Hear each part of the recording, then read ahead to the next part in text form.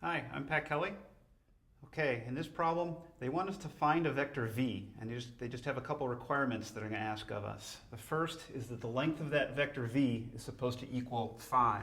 And they tell us that this magnitude should be 5. The other requirement is that the direction of the vector v should be in the same direction as this vector u that they give us. Okay, so here's how I'm going to approach that problem. First thing I'm going to do is find the magnitude of u.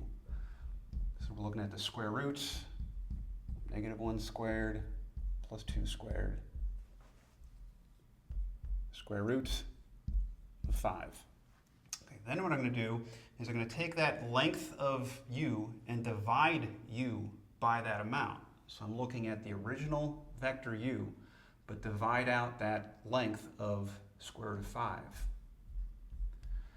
Which is just one of our operations of vectors. So we just take our components of u, -1, and divide by the square root of 5, comma, and the other component of u, which is 2, and divide out the square root of 5. Okay, it's a process called normalizing the vector, but this is what it gives us, is a vector of length 1 that has the same direction as u. If you think about it, we've taken how long u is and shrunk u by that exact same factor. So it retains its direction, but now it's forced to have a length of 1.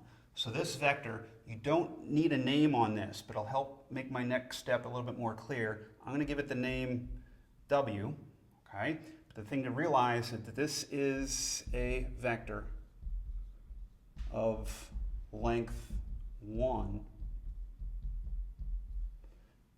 in the same direction as u. And that's how I'm going to hit on one of the requirements they ask of us, is that we're in the same direction as u.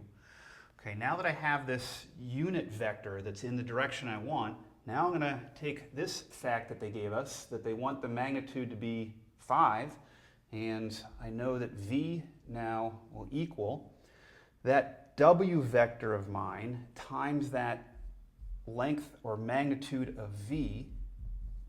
We'll take that vector that's going in the right direction for us and stretch it out by the length that they want our final vector to have, 5 in this case. All right, so this will equal, now I'm doing my operations of vectors again. We know that the magnitude was 5 times the first component of my w vector, which was just right here, -1 over square root of 5, comma, same multiplication of that 5, my magnitude, times the second component here from w.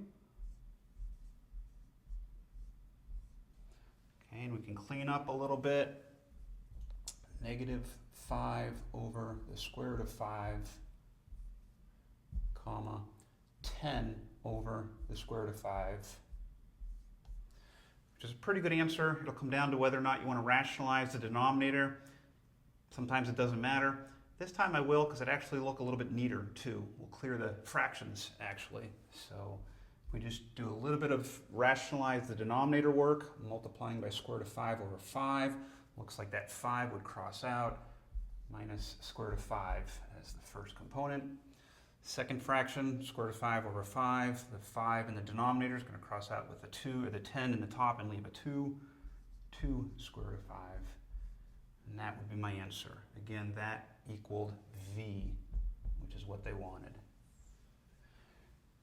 Okay, that's it for this problem. I hope that helped.